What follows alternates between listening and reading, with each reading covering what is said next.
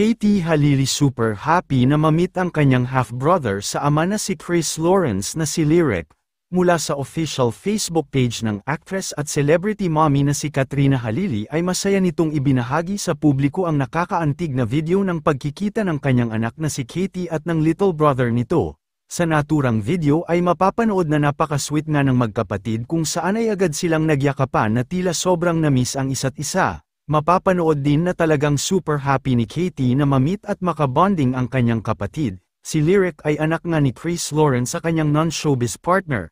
Samantala, umani naman ang libu-libong heart reactions at positibong komento ang naturang video na ibinahagi ni Katrina Halili kung saan ay maraming netizens ang humanga at sumaludo sa kanila ni Chris Lawrence. Ayon kasi sa ilang komento ay napakaganda nga ng paraan nilang dalawa pagdating sa maayos na co-parenting, bukas din silang dalawa sa mga ganitong tagpo kung saan ay hindi nila ipinagkakait sa magkapatid na magkasama at kilalanin ang isa't isa.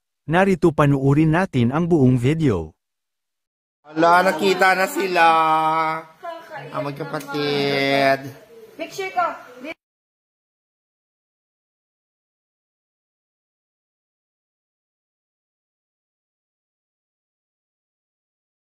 Nakita na sila. Ang magkapatid. Picture ko. Katie, may surprise! May nagbigay sa'yo ng churros. Thank you. Ate Gina, thank you po sa churros. Padala mo po. Wow, sarap nito ah. Wow! Nag-watch daw siya sa'yo. Sarap. Wow! It's for the kuto. It's for the Kuto. nagpapa-hair treatment. What's your hair treatment?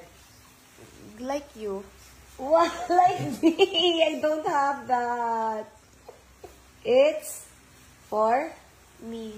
It's for It's for the It's for the kuto. Hair treatment for my alaga. alaga.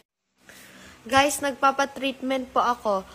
Wag po kayo sana magpa-araw, please. Wag na po kayo magpa-araw, please. Parang awan nyo na po. Kasi mahirap po may alaga po. Ang kati po. Katie, look at me. Anong ginawa mo? We're twinning. Naman, buti na lang nagbili tayo ng magic suyo. Baka hinawaan mo ako. I will check my hair din. Hindi po nga